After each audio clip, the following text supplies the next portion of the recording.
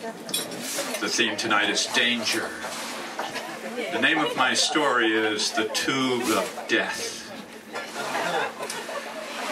And you have to know one word in this story.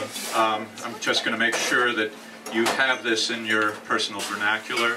Honcho. Honcho is the guy in charge. Well, I belong to a spiritual community called Pebble Hill. Pebble Hill has everything.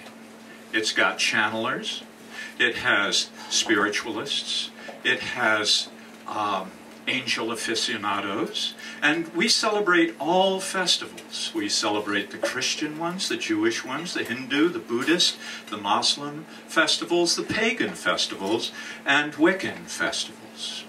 Now, this crew goes to the Poconos 1 week every summer, and there we have our camp. Now, if you go down by the lake, you would see the tube. It's an inner tube, not a cylinder. An inner tube that's 8 feet wide. It has blue and red trim on it. 3 seats that are sunk into the tube that swallow you up and hold you like you're an embryo. And there you have 2 gripping posts on each seat. This tube is pulled by a motorboat.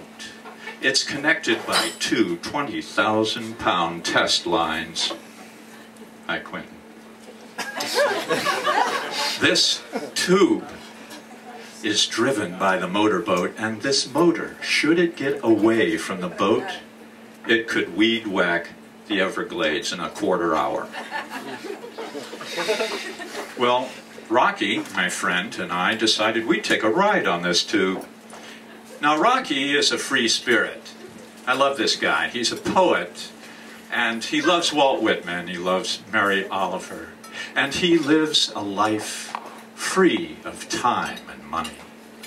He is an ascetic, and he allows himself one indulgence: Bongo, his monkey. Now, you quickly forget that it's a hand puppet, because he does Bongo's voice in a falsetto. During our spiritual meetings, Bongo will say, "I love St. Francis. St. Francis gave me a banana." And we say, "Shut up, Bongo. We're trying to get spiritual here." Notice we don't tell Rocky to shut up, because Bongo's at the controls. Now, this tube, the guy at the controls is the honcho. A 26-year-old, lots of hair, on top too, which I'm not at all bitter about.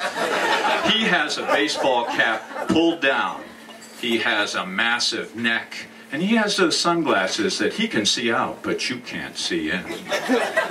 Draped over his bulging bicep is a 19-year-old fawning on him. He gives us the instruction after we put on our Kevlar vests. These vests are designed to float, and you put 4 catches in, and you feel indestructible.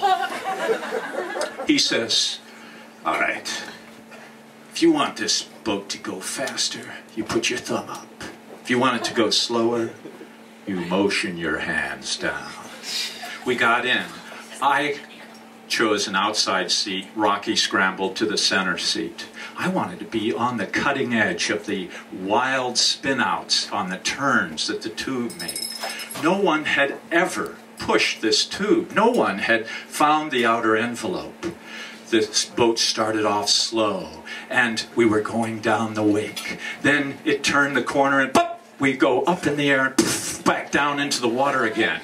Rocky tried to signal slow down, but he couldn't let go of the gripping post. He just went, and I confirmed it by throwing 2 hands up like this.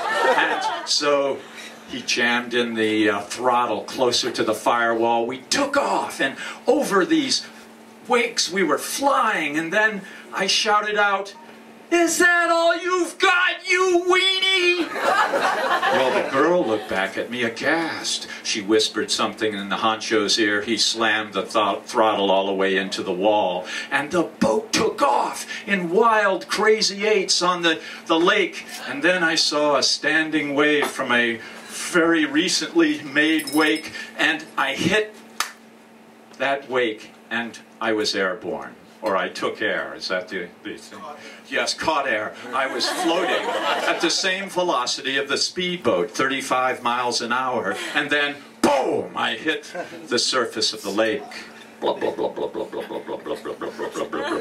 The boat came up alongside and said, "Hey, dude, are you all right?"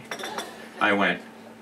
I got back in the boat, and they motored me over to the pier, and I crawled out on the pier. There was a guy in a denim suit standing on the pier. He says, "I saw that."